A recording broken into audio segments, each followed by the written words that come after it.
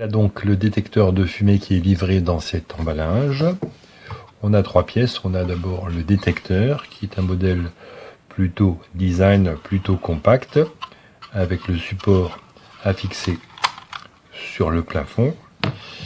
On a un manuel qui est très complet sur la détection de fumée et qui est en français et qui explique exactement comment l'installer et où l'installer dans des schémas très clairs, et un système de chevilles et de vis pour le fixer. Alors venons-en au détecteur. Ses caractéristiques sont une puissance sonore de 85 décibels puisque ça doit réveiller un dormeur en pleine nuit en cas de détection de fumée.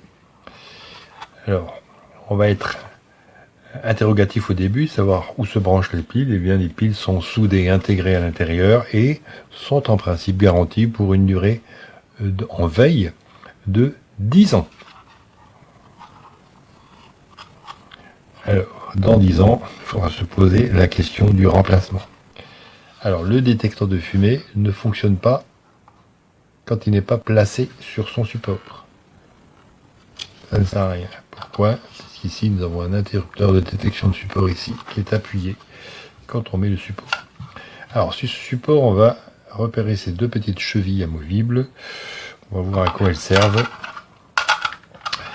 Alors, avec les chevilles fournies, on va fixer notre détecteur au plafond et on va tout simplement placer le système dessus. Alors les petites chevilles ici servent à être fourrées ici dans le petit trou pour rendre le démontage inviolable. A priori, si on ne connaît pas ça, on ne peut pas le démonter simplement de cette façon.